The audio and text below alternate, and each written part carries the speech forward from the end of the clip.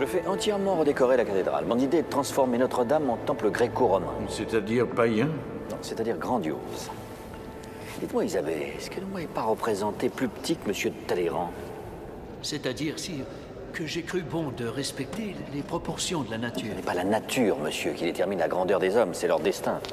Bien, sire. Vous vous tiendrez ici. Et vous, vous serez là-bas. Je crains de ne pas avoir le bras assez long. Assez long pour quoi faire? Pour poser la couronne sur votre tête. Vous n'aurez pas cette peine. J'ai prévu de me couronner moi-même. Alors pourquoi suis-je venu ici? Pour bénir mon règne. Mais à qui exactement demandez-vous de bénir votre règne, sire? À notre Seigneur Tout-Puissant? Ou à son serviteur qui le représente humblement? Humblement, vous trouvez ça humble? Le tonnerre des grandes orgues, les nuages d'encens, les autels croulants sous les fleurs, les soutanes brodées d'or, les processions de diacres, de prêtres, d'archiprêtres, d'évêques, de cardinaux. Sire, vous confondez Dieu avec la religion. Non, au contraire, je les sépare. D'un côté, une hypothèse, un pari, Dieu.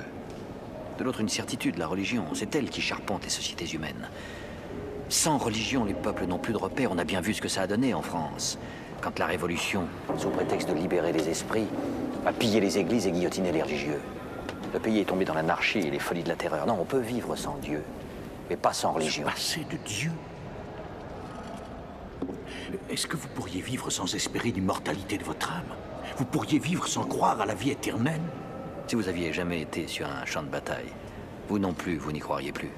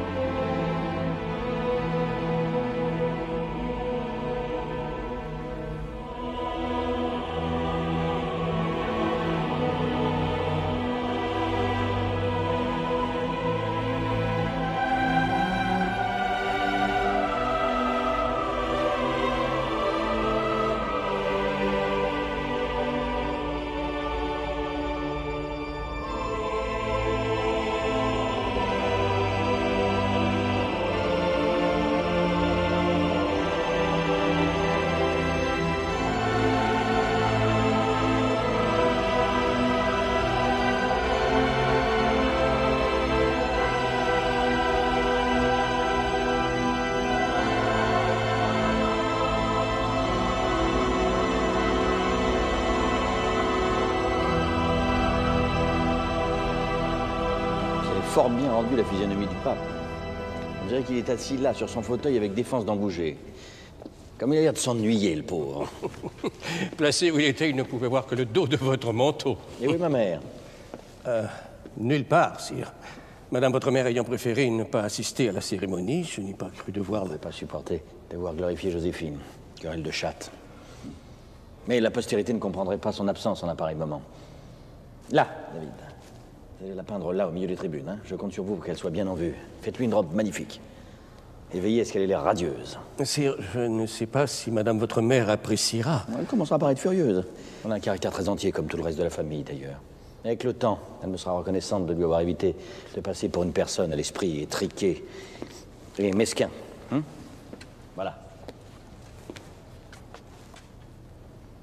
Très beau, David. Ça sera très beau. À combien de temps pensez-vous l'avoir fini?